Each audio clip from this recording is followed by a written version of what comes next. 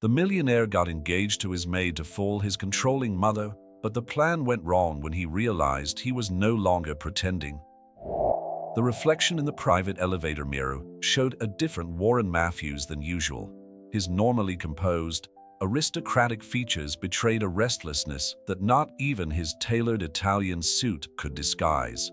The penthouse office of the Matthews Financial Group, in the heart of Manhattan, awaited his heir for yet another decisive meeting with Eleanor Matthews, his mother and current CEO of the family's financial empire. "Mr. Matthews?" The soft voice of his executive assistant interrupted his thoughts as the elevator doors opened. "Your mother is already waiting in the conference room." Warren adjusted his burgundy tie, a gift from his late grandmother, and crossed the hall with measured steps. At 35, he carried the weight of generations of expectations on his shoulders, and his mother's ultimatum echoed in his mind. Either get married in 6 months or lose your right to the presidency of the group.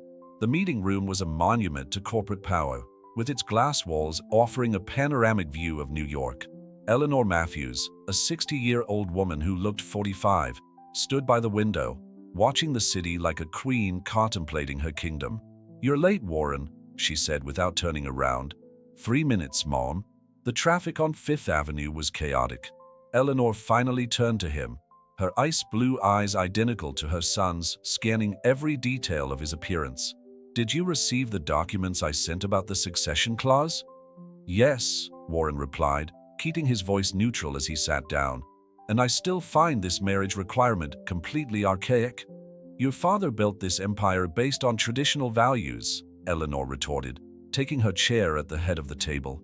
"Family stability has always been the Matthews pillar." Warren resisted the urge to mention that his parents' marriage had been more of a corporate merger than a union of love. His father, who died 5 years ago, was rarely present in his childhood, preferring the company of spreadsheets and financial reports. It was at that moment that Esme Rodriguez entered the room, carrying a tray of coffee. Warren watched her discreetly, noticing how she moved with a natural grace, despite the simple uniform of the pantry service. Her dark hair was tied up in an elegant bun, and there was a dignity in her posture that drew attention. "Thank you, Esme," Eleanor said distractedly, as the young woman poured the coffee. "You may step down." Warren caught a brief glimmer of something in Esme's eyes, pride, perhaps, before she silently withdrew. It was then that an idea began to form in his mind, as dangerous and tempting as a high-risk business deal. "What about that model you were seeing?" Eleanor asked, bringing Warren's attention back to the conversation. "Madison? It ended 2 months ago," he replied, taking a sip of coffee. "She wanted more media exposure than I was willing to offer." Eleanor sighed, a sound born of decades of disappointment. "Warren, you have 6 months. 6 months to find a suitable wife, or the board will reconsider your position as successor." Warren's mind kept returning to the image of Esme. He had noticed her over the last few months, always discreet, efficient, with an intelligence that came through in her restrained gestures. Unlike the women in his social circle, she seemed real, substantial. "What if I already had someone in mind?" he said, surprising himself. Eleanor raised a perfectly drawn eyebrow. "Really? And why is this the first time I'm hearing about it?" "Because it's complicated," Warren improvised, his mind working quickly. "We wanted to keep it quiet until we were sure." "Who is she?" Eleanor leaned forward, suddenly interested. "I'd rather not reveal it yet," Warren replied, standing up.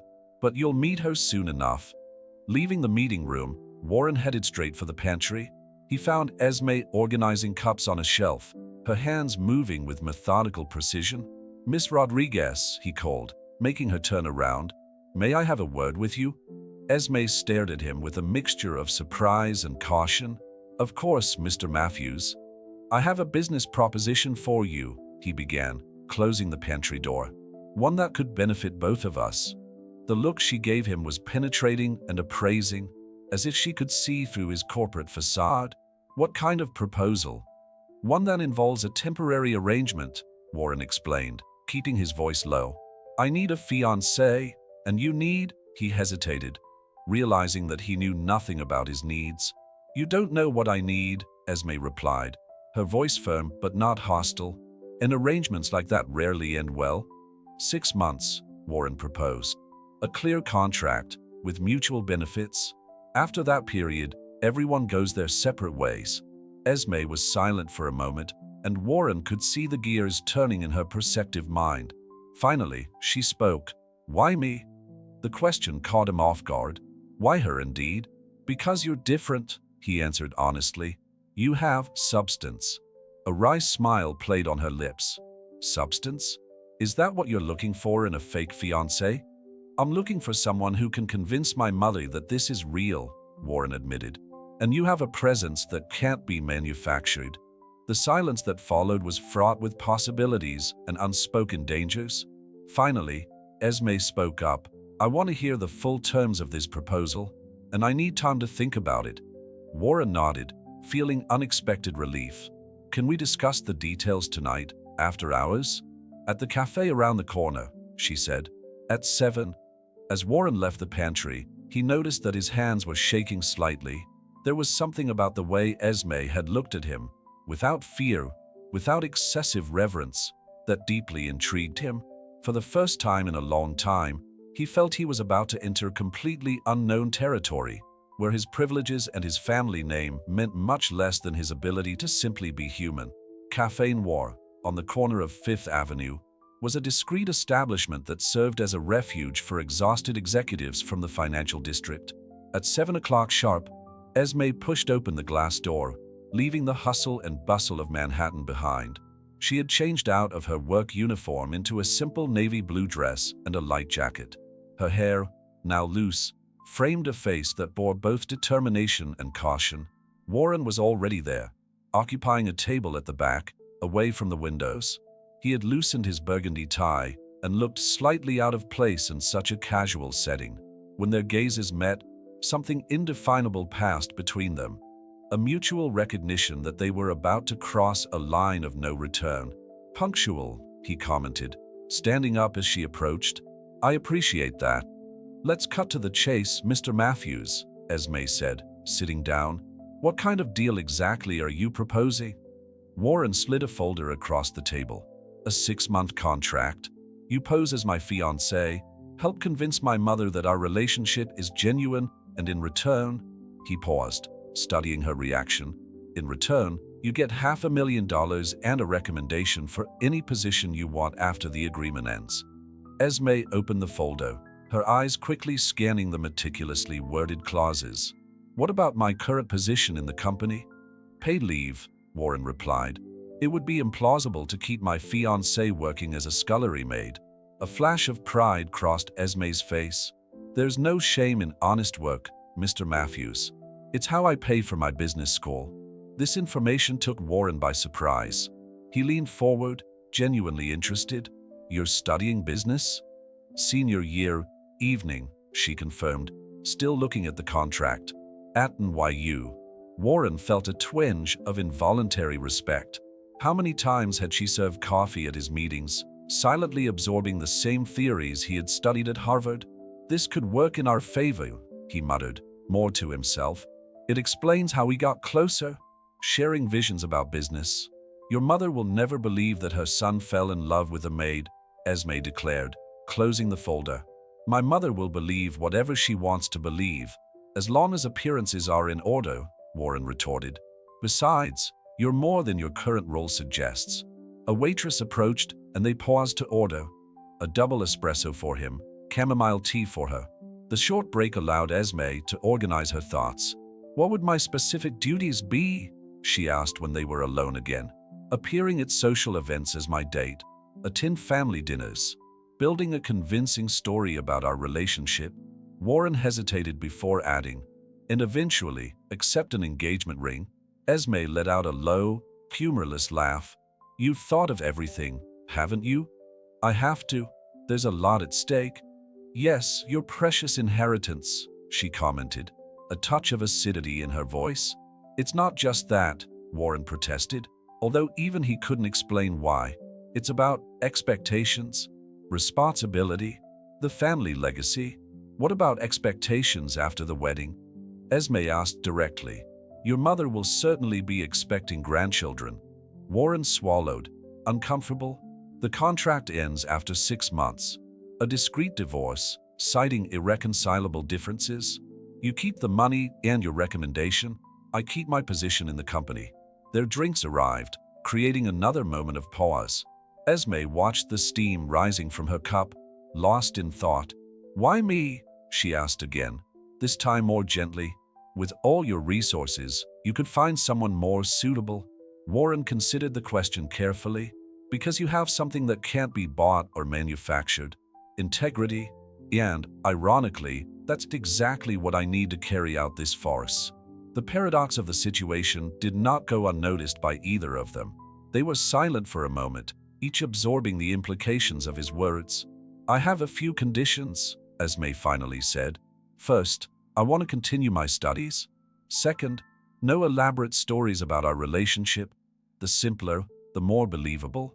And third," she paused, meeting his gaze, "if at any point I feel that this is damaging my dignity or my principles, I can terminate the agreement immediately." Warren nodded slowly. "Fair enough, but we need to establish some safeguards for both sides. A mutual confidentiality agreement, for example." "Naturally," Esme agreed. "And I assume you need an answer tonight? The sooner the better. My mother is already suspecting something." Esme took a sip of her tea, her eyes never leaving his. There was something hypnotic about the way she watched him, as if she could see through the layers of privilege and pretension to something more fundamental. "I accept," she finally said, "but on one additional condition." "What would that be?" "During these 6 months, you have to treat me as an equal, not as a promoted employee or a pawn in your game, but as someone who deserves genuine respect." The demand surprised him not because of its content, but because of its simplicity.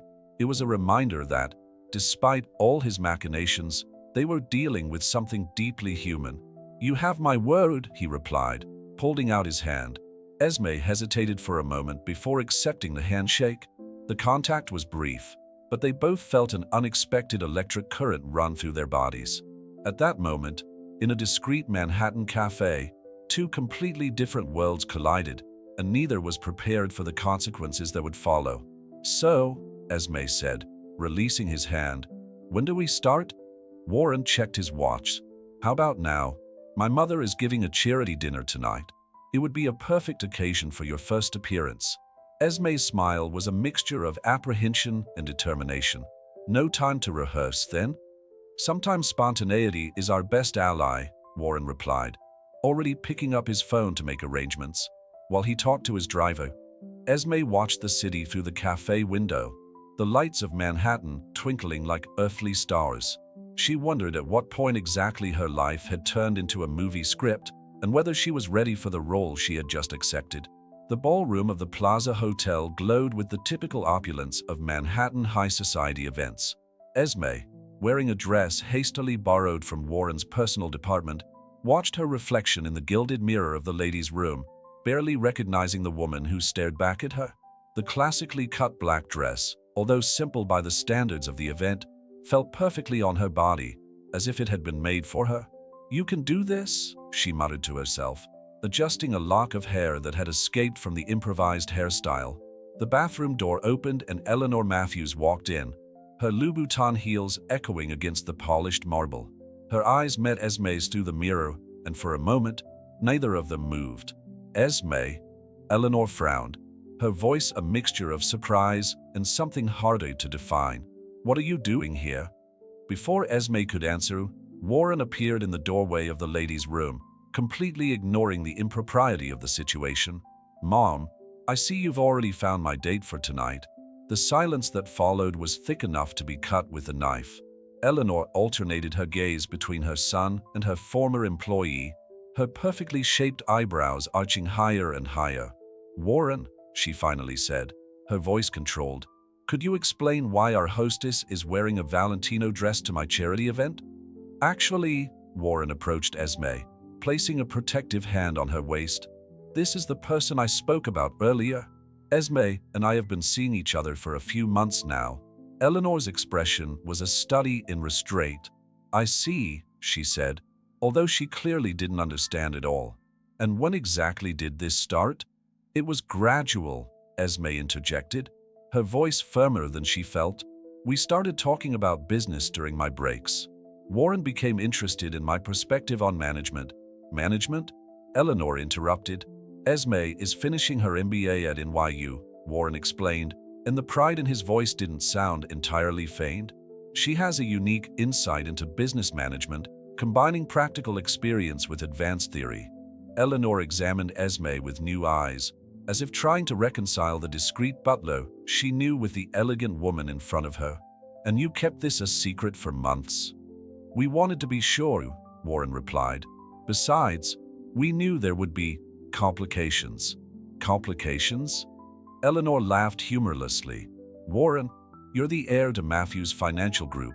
Every aspect of your personal life has implications for our company. That's exactly why we needed time," Esme said, surprising everyone with her firmness, "to make sure that our feelings were stronger than these implications."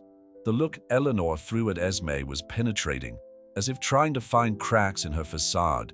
"And are you prepared for what it means to be with a Matthews? The exposure, the expectations, the constant scrutiny?" "I'm prepared to be with Warren," Esme replied simply. "The rest is just circumstance."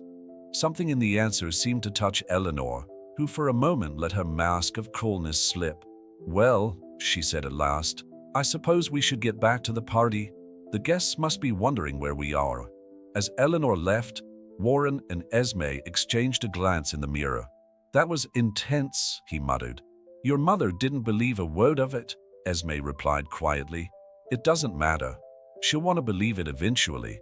It's easier than admitting that your son is manipulating the situation." The rest of the evening was a delicate balancing act. Esme discovered that years of serving drinks at similar events had given her a unique understanding of the social dynamics of Manhattan's elite. She knew when to smile, when to look interested, when to ask an insightful question. Warren, for his part, found himself genuinely impressed by Esme's resourcefulness. She talked about the financial market with real knowledge, discussed contemporary art with propriety, and still managed to maintain an air of modest authenticity that contrasted refreshingly with the affectation around her. "You're amazing," he murmured during a dance, his words only for her to hear.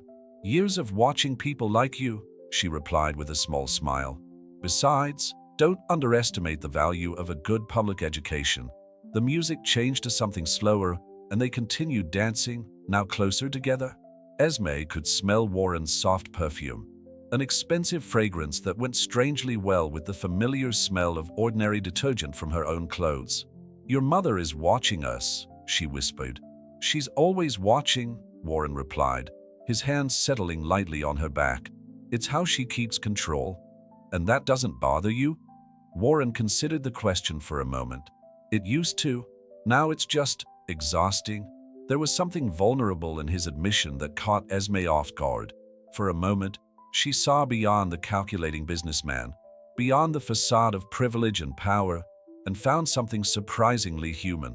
The song ended, but they remained close for a second longer than necessary. When they parted, they both looked slightly disturbed, as if they had inadvertently crossed an invisible line in their carefully structured agreement.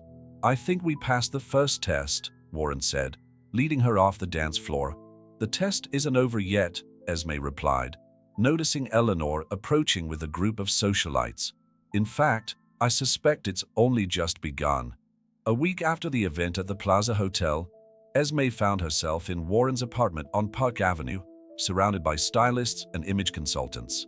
Eleanor had insisted on an appropriate update to her future daughter-in-law's wardrobe, a suggestion that sounded more like a veiled order.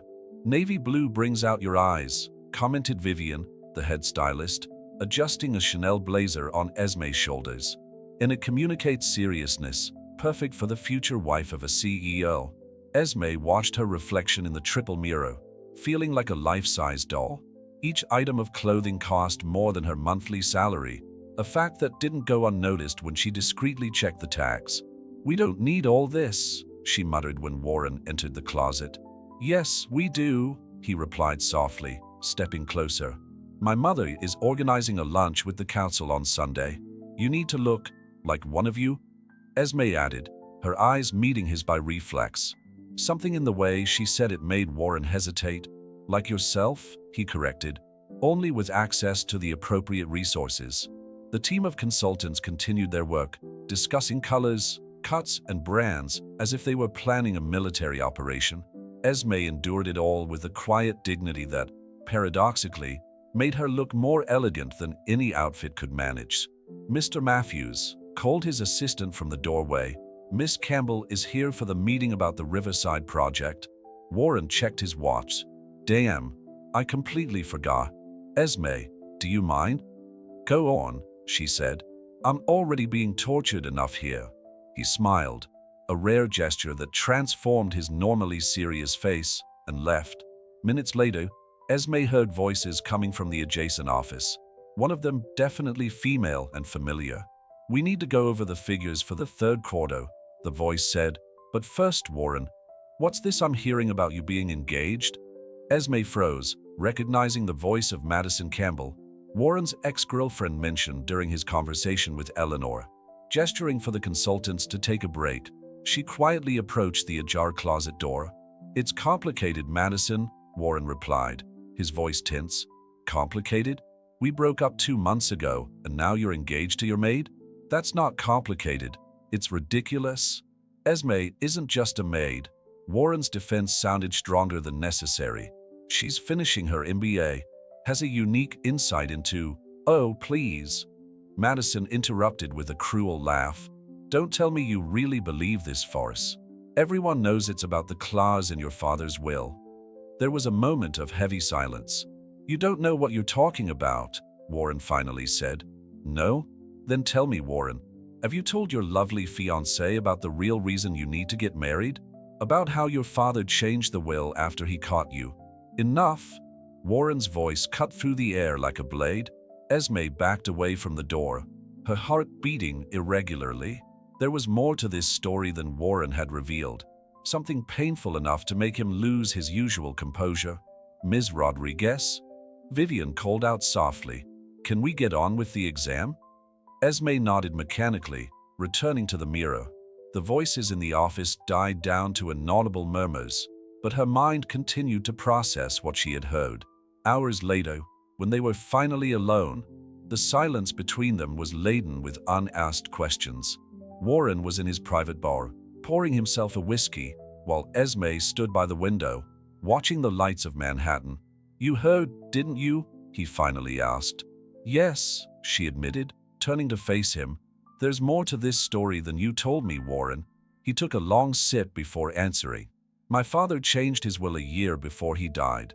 It wasn't just about me getting married. It was his way of forcing me to be the kind of man he wanted me to be. And what kind would that be? Warren laughed humorlessly.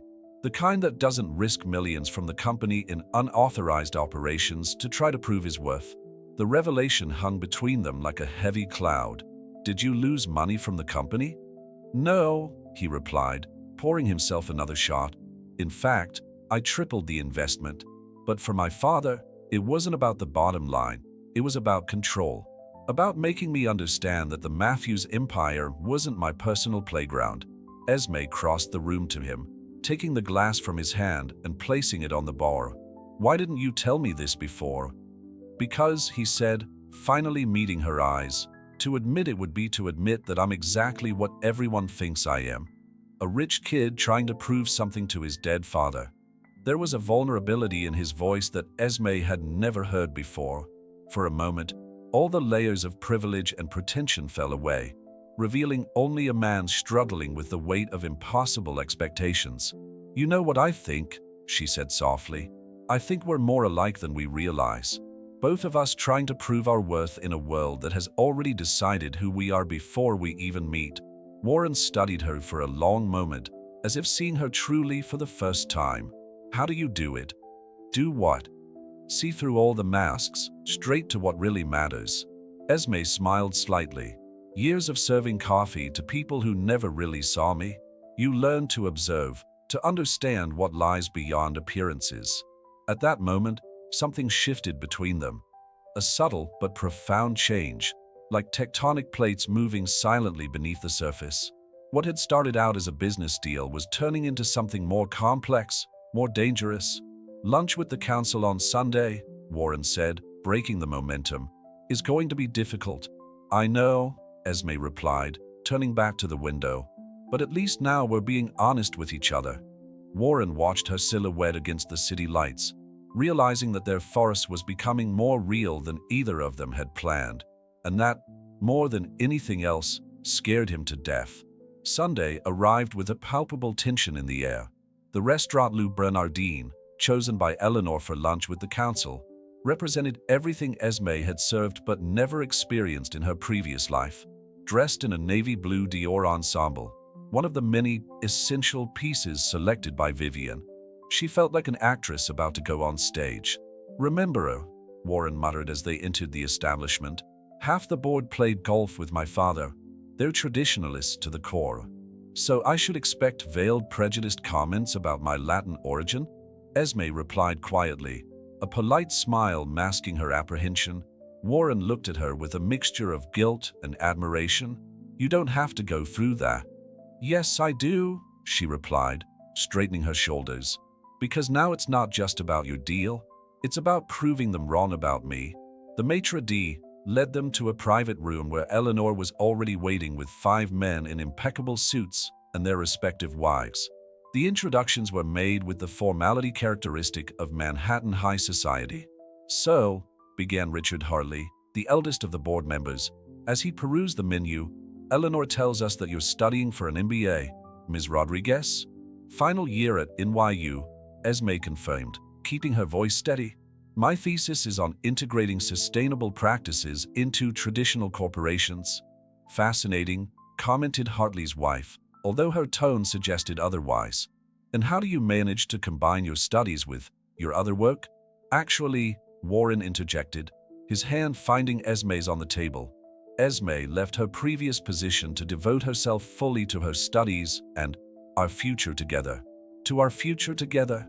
Eleanor watched the interaction with keen eyes, noticing how her son unconsciously leaned towards Esme when he spoke of her. There was something there that she couldn't quite decipher. Warren has always had an interesting instinct for unconventional investments, commented Charles Peterson, another advisor, with a smile that didn't reach his eyes. Esme felt Warren tense up next to her, remembering the conversation she had overheard about his unauthorized operations.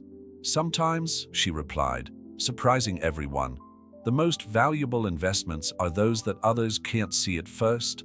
The silence that followed was broken by the arrival of the starters. Eleanor seized the moment to change the subject to business, discussing the group's possible expansion into Asian markets. What do you think, Esme? Eleanor asked suddenly. As a future part of the family, surely you must have an opinion on the direction of the company? It was a trap, and everyone at the table knew it. Esme took a sip of water, buying time to organize her thoughts.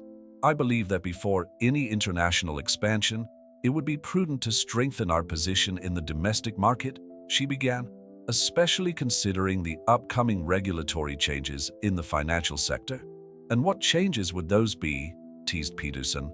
The SEC's new guidelines on transparency in derivatives transactions, Esme elaborated, feeling Warren tense beside her.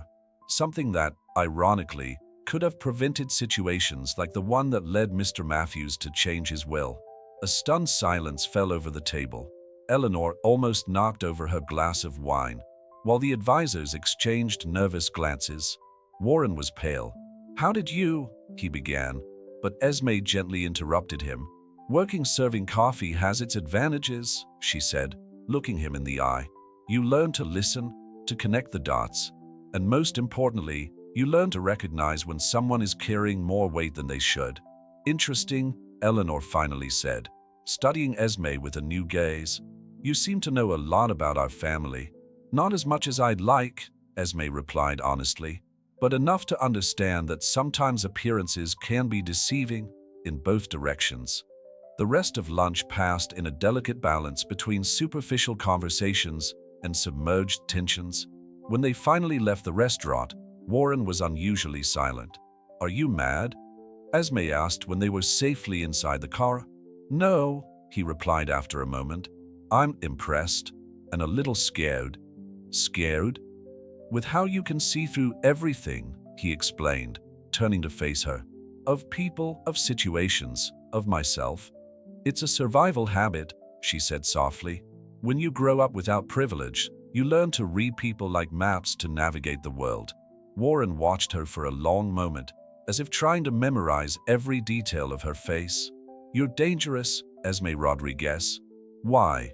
Because you're making me question everything I believed about my life, my family, about who I am.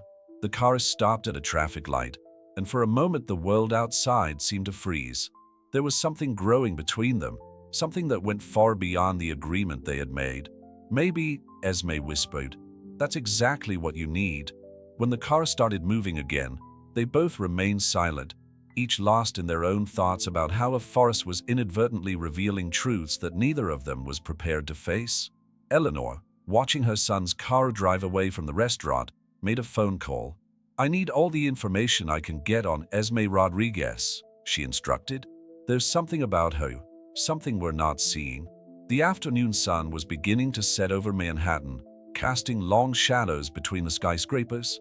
Somewhere between truth and lies, between duty and desire, Warren and Esme were discovering that sometimes the masks we wear to deceive others end up revealing who we really are.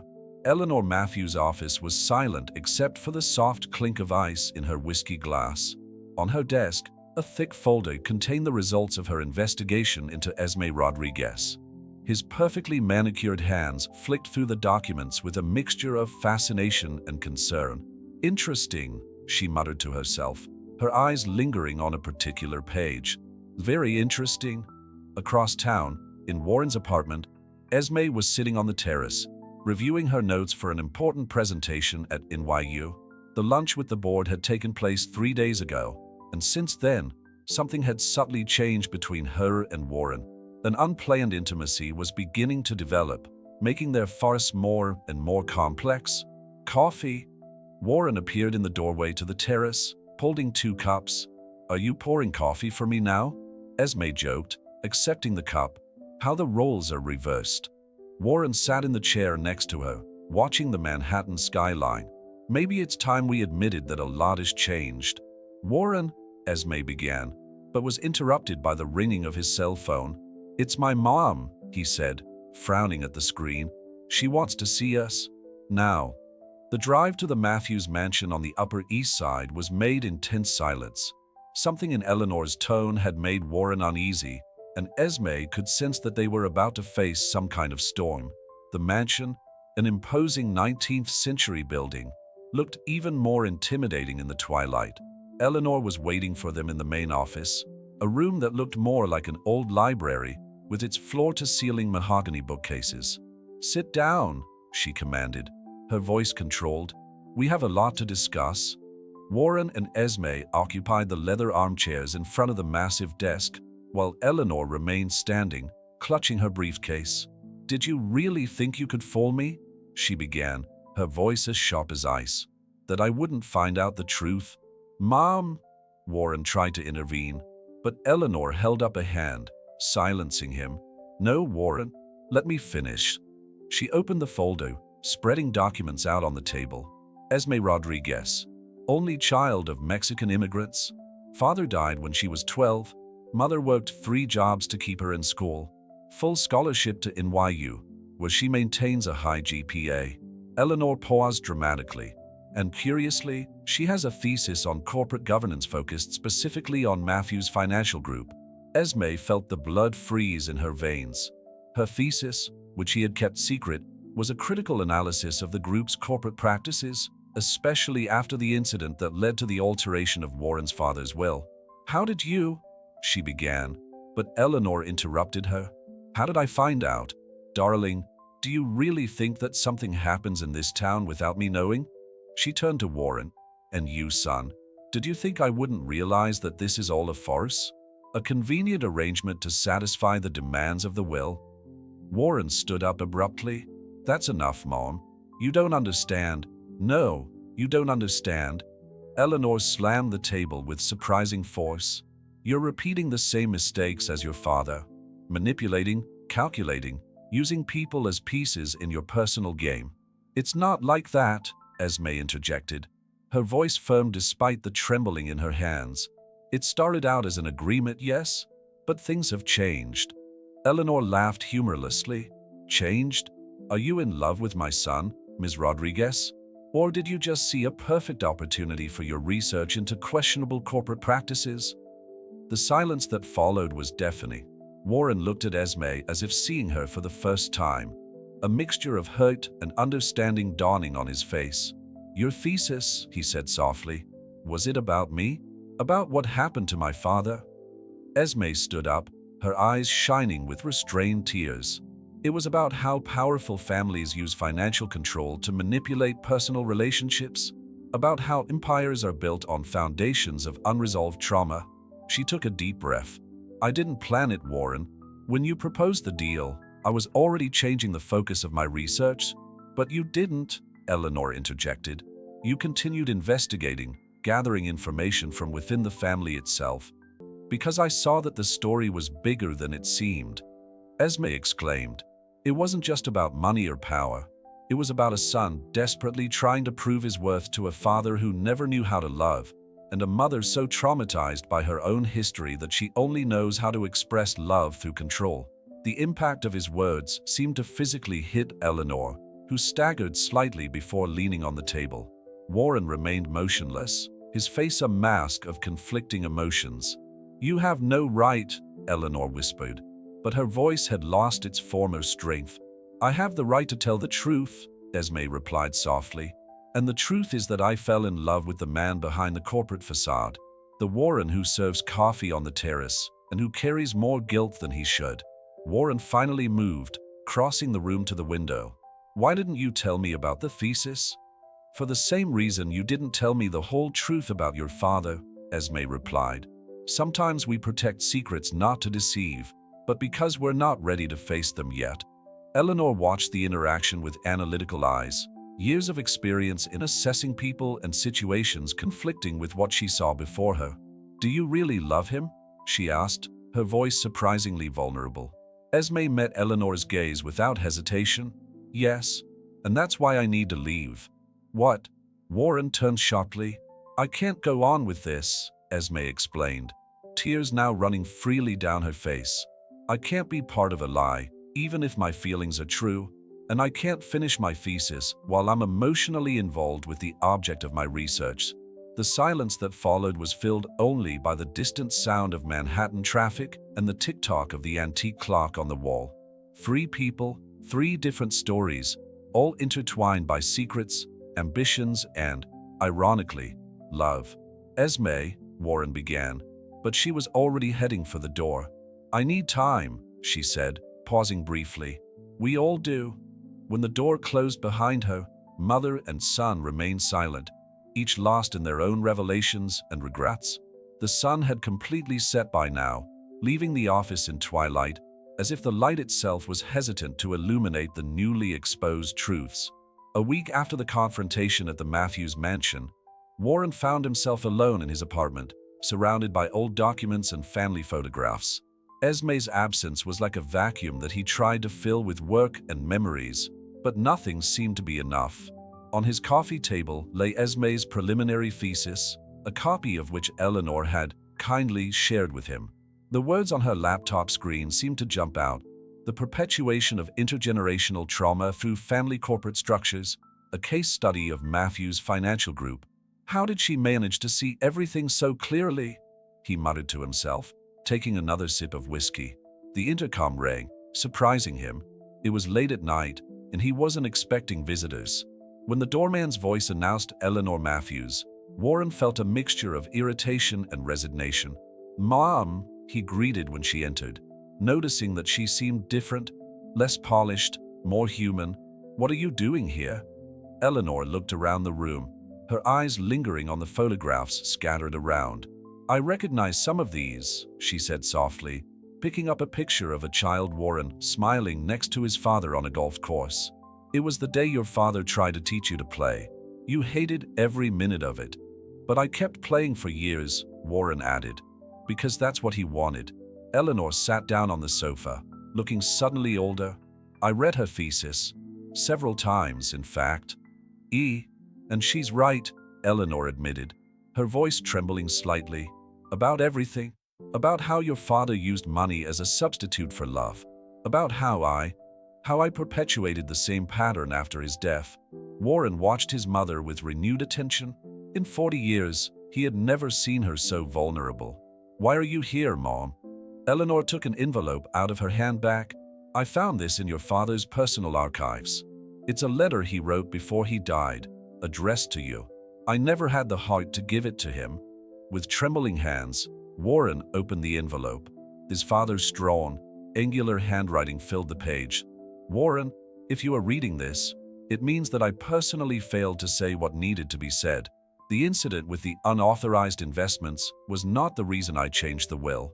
It was just the catalyst that made me realize that I was making the same mistakes with you that my father made with me.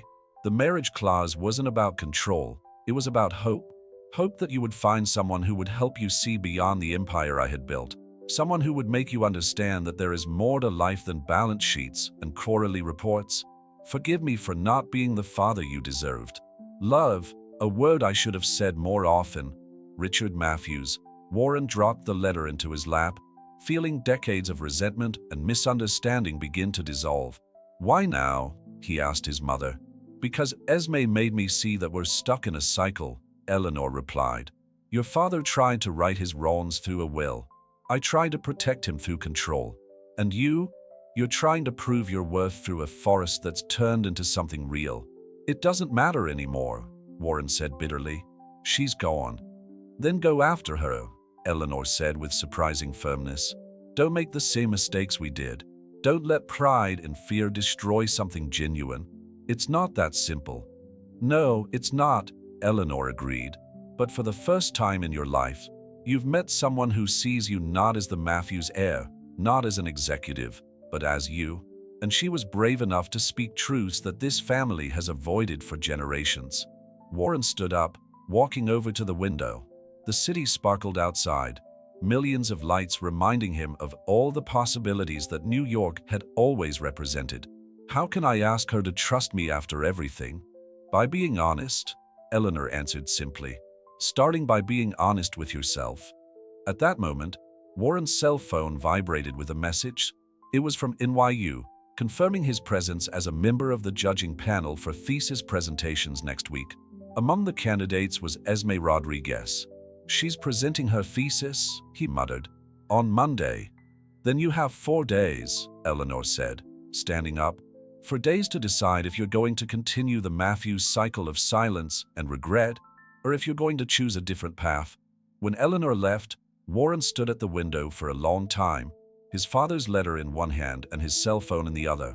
On the screen, Esme's profile picture stared back at him, an image captured during the event at the plaza, where she smiled with an authenticity that he now realized had been real all along. A different path, he repeated to himself, beginning to formulate a plan that, for the first time in his life, had nothing to do with business or family expectations. It was about breaking cycles, about truths long silenced, and about the courage to choose love over legacy. The question was, would he have the courage to take that step? The NYU presentation hall was gradually filling up that Monday morning. Warren, sitting in the front row next to the other panelists, was nervously adjusting the same burgundy tie he wore the day it all began. Next to him, surprisingly, was Eleanor Matthews, who had insisted on attending. "Are you sure you want to be here?" he asked quietly, as other teachers and assessors took their seats. "We need to listen," Eleanor replied simply. "All of us." The back door opened and Esme walked in, carrying her laptop and some notes. She was wearing a simple but elegant professional outfit bought with her own money, Warren noticed, not the wardrobe they had selected for her. Their gazes met briefly before she turned her attention to the preparations for her presentation. "Good morning, everyone," the chairman began. "Today we will be presenting Esme Rodriguez's master's thesis, entitled Cycles of Power and Trauma, an analysis of family structures in American corporations." Warren noticed that the title had changed and was no longer specifically about Matthews Financial Group. When Esme began to speak, her voice was firm, professional, but carried a restrained emotion that he knew well. "Family-owned corporate structures are often seen as symbols of success and tradition," she began. But behind the imposing facades and financial reports lies a complex web of relationships, expectations, and, often, unresolved traumas. As she presented her research, Warren realized that it wasn't just about her family. It was about a pattern that repeated itself in several business dynasties. The Matthews were just one example of how economic power could distort relationships and perpetuate cycles of pain. Financial control, Esme continued, her words echoing in the silent room, often becomes a substitute for genuine expressions of love and approval. Heirs are created not only to manage fortunes, but to carry the weight of generations of unfulfilled expectations. Eleanor shifted uncomfortably in her chair. Warren could feel the tension emanating from her as Esme's every word was like a mirror reflecting truths her family had avoided for decades. But there is hope, Esme continued, and for the first time since she started, she looked directly at Warren. Research shows that when these patterns are recognized and faced honestly, there is the possibility of transformation. A family's true legacy shouldn't be measured in dollars or stocks, but in the ability to break negative cycles and build authentic relationships. During the question session, Warren observed how Esme answered each question with a mixture of academic knowledge and deeply personal understanding. She had transformed her experience with the Matthews into something bigger, more meaningful. When the presentation ended and the panel retired to deliberate, Warren found Esme in the hallway. She was putting away her materials, her hands shaking slightly.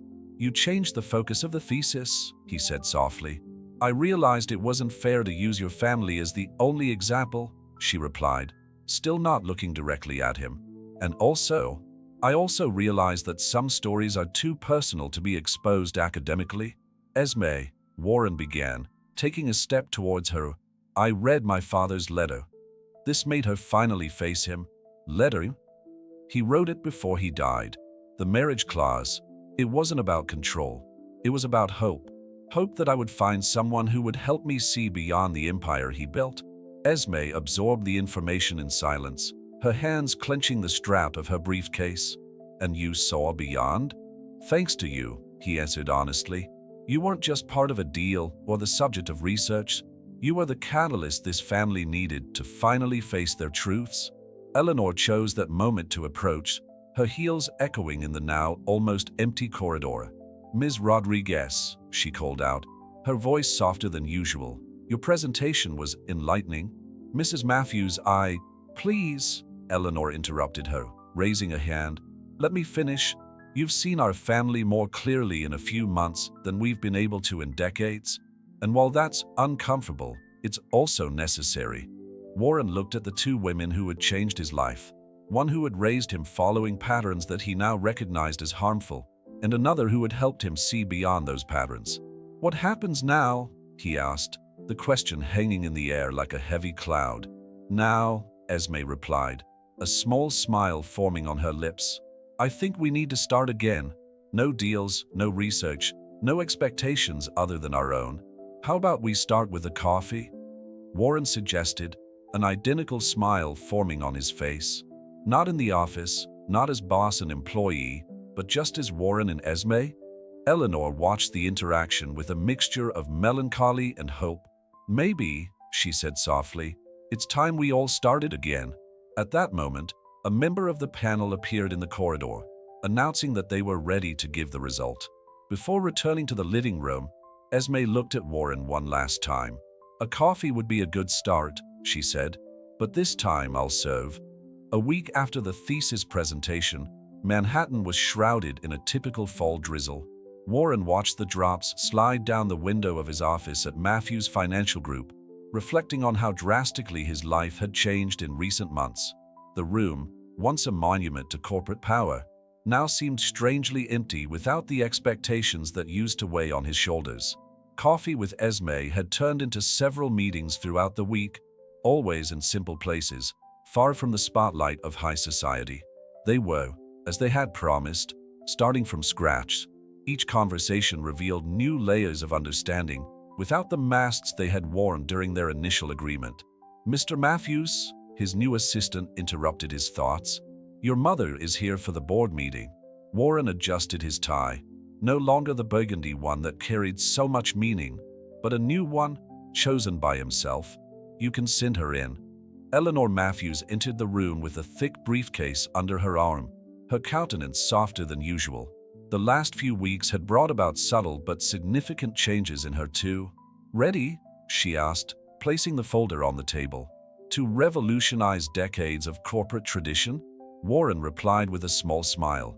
"As ready as I can be." The document Eleanor was carrying was a proposal for the complete restructuring of Matthews Financial Group.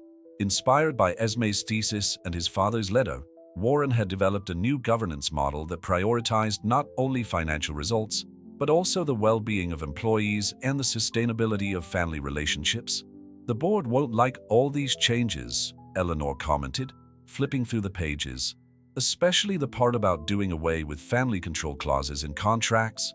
Maybe it's time they understood that family businesses don't have to be synonymous with intergenerational trauma," Warren replied, remembering Esme's words. As they prepared for the meeting, Warren received a message on his cell phone. It was a photo of Esme, sitting at her new desk at the charitable foundation she had helped create, a project that used Matthews Financial Group resources to offer business scholarships to low-income young people. "She's adapting well to her new position," Eleanor observed, noticing the smile on her son's face. "She refused to accept any position within the group," Warren explained. "She said she needed to build something of her own, independent of our personal history." "A wise woman," Eleanor commented. "Wiser than all of us put together, apparently." The boardroom was full when they entered. The same faces that had questioned Esme during lunch now watched them with a mixture of curiosity and apprehension. Warren took his place at the head of the table no longer as the reluctant heir, but as a leader with a clear vision. "Gentlemen," he began, "today we're not just here for a routine meeting. We're here to redefine what it means to be a family business in the 21st century." As Warren presented his proposal, Eleanor watched the board members' reactions. Some frowned, others took notes furiously, but everyone seemed to realize that they were witnessing a fundamental change. "What you're suggesting," Richard Hartley interrupted, "is essentially dismantling decades of tradition." "No," Warren replied firmly. "I'm suggesting evolving those traditions, turning control into trust, obligation into choice." The discussion that followed was intense, but different from the corporate battles of the past. Warren remained firm but open to dialogue, using much of what he had learned from Esme about authentic communication and constructive vulnerability. "Your father," Charles Peterson commented at one point, "would be proud, not for what you're proposing necessarily, but for having the courage to propose it." After hours of debate, the final vote was surprisingly favorable. The proposal would be implemented gradually, with adjustments as necessary, but the most important thing had been won: the recognition that change did not mean destruction. When the meeting ended, Warren found Esme waiting in the cafe, next to the office where they had made their initial agreement. She was carrying a copy of the financial newspaper that carried an article about the changes at Matthews Financial Group. "Quiet Revolution in Financial Dynasty," she read the headline with a smile. "Not bad for someone who started out just wanting to keep his inheritance." "You know it's much more than that now," Warren replied, taking a seat opposite her. "I know," she said softly, "and that's why it's working, because it's no longer about inheritance or appearances. It's about creating something meaningful." They sat in silence for a moment, savoring their coffees and the simplicity of the moment. Through the window, the drizzle had given way to shy sunshine, creating golden reflections in the puddles. "Eleanor told me about the foundation," Warren commented. "It seems you found your own way of making a difference." "I learned from the Matthews that power and privilege can be transformative when used correctly," Esme replied with a wry smile. "Even if I learned it by initially studying their mistakes." Warren laughed, a genuine sound that still surprised them both. "Speaking of Matthews," he said, his voice becoming more serious, "have you considered becoming one officially? No deals this time, no pressure. Just us." Esme studied him for a long moment, her eyes reflecting a mixture of emotions. "Are you asking me to marry you in a cafe, Warren Matthews?" "I'm asking us to continue writing our story," he replied. "This time our way." Esme's reply was interrupted by the sound of her cell phone. It was time for her meeting at the foundation. Rising, she leaned over and kissed Warren softly. Keep turning traditions into something meaningful, she whispered, and then we'll talk about making history together. As he watched her go, Warren realized that he had finally found something more valuable than any inheritance: the freedom to choose his own path and someone to share it with authentically. Winter had arrived in Manhattan, transforming the city into a kaleidoscope of Christmas lights and soft snow. A year had passed since Esme's thesis presentation, and Matthews' financial group had transformed as much as the cityscape. On the 50th floor of the corporate building, Warren watched the city through the windows of his office, now redesigned to include more natural light and less ostentation. On his desk rested the latest edition of the Wall Street Journal, with a headline that would have been unthinkable 12 months ago: Matthews Financial Group leads revolution in family corporate governance. A soft knock on the door interrupted his thoughts. It was Eleanor, carrying an antique mahogany box that Warren immediately recognized as his father's personal archive. "I found a few more things you should see," she said, placing the box on the table. "I was organizing the mansion's office for the renovation." The renovation of the Matthews mansion was yet another symbol of the changes taking place. What had once been a mausoleum of stifling traditions was being transformed into a more welcoming space, with part of it being converted into a study center for the scholars of Esme's foundation. "How's the foundation project going?" Eleanor asked, taking a seat. "Esme has just selected the second class of scholars," Warren replied, a proud smile forming on his face. 20 young people from underprivileged communities who would never have had access to a first-rate business education. She always knew how to see potential where others saw only limitations, Eleanor commented, her voice carrying a new tone of respect. Warren opened the box, finding more letters from his father, old photographs and documents yellowed by time. Among them was an envelope addressed to future Mrs. Matthews. "This is," he began, surprised. "Your father wrote to his future wife, whoever she was," Eleanor explained. "I found it last night. I think it's time Esme read it." The timing was perfect. That evening, there would be a celebration on the terrace of the building officially to commemorate the success of the changes implemented in the group, but Warren had other plans in mind. By nightfall, the terrace had been transformed. Delicate lights hung between ancient pillars, creating an intimate atmosphere despite the vastness of Manhattan all around. The guests were few and far between. Members of the board who had supported the changes, the foundation's first fellows, and a few employees who had been with the family for decades. Esme arrived wearing a simple but elegant dress bought with her own salary, as she was always keen to emphasize. Her work at the foundation had given her a new confidence, a glow that came from accomplishing something truly meaningful. "This is much more than a corporate celebration, isn't it?" she asked as soon as she saw Warren, knowing him too well not to notice his nervous anticipation. "I have something for you," he replied, handing her the aged envelope. Esme opened it carefully, her eyes scanning the words written so long ago. "To the future Mrs. Matthews, if you are reading this, it means that my son has found someone special enough to break the cycles that our family has carried for generations. I don't know who you are, but I hope it's someone who helps you see that success isn't just measured in numbers, that power without purpose is empty, and that a family's true legacy is in the lives we touch and transform." Warren has always been different from me, more sensitive, more questioning. For a long time, I saw this as a weakness.